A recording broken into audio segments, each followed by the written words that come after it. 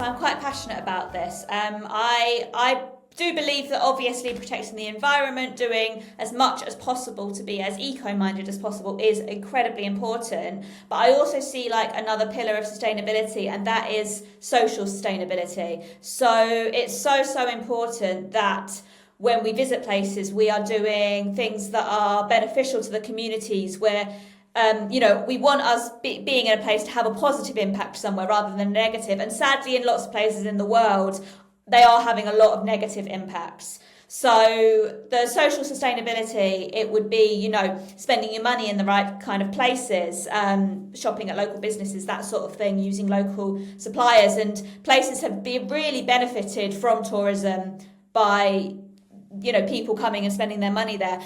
Yeah, I love that. And I love that too, because I think it's giving a more well-rounded picture of what it looks like on more than just, one end.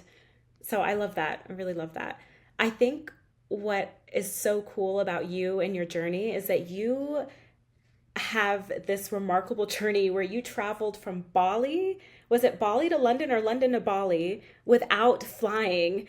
Bali to London without flying. That's so wild. What inspires you to do that? I'll be completely honest, it was 2019. I had an awful year in 2018, really bad year. And at the end of the year, it was New Year's Eve, and I was just there. I sat there thinking, I need to make a change next year. So I was like, what is the one thing that I really want to do? And it was to travel from Bali to London without flying.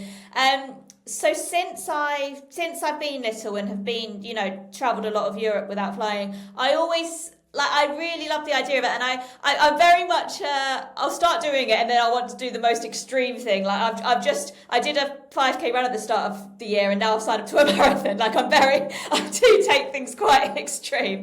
But I thought, where is the longest I can travel without flying? Like, where is the furthest point from the UK that I could get back to without flying? I wanted to switch gears a bit and talk about hotels and travel companies, because I think there are a lot of hotels that market themselves as eco-friendly, but not all of them are necessarily doing the work.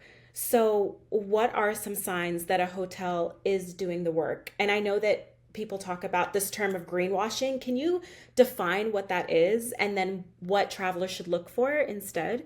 Yeah, absolutely. So greenwashing is when somewhere like a brand or a company, it can be any company in any industry, says it's sustainable but doesn't really show receipts. So they'll maybe be doing one or two things, but not really enough to actually be classed as sustainable. And it would be better in that situation if they didn't actually say they were sustainable, if that made sense.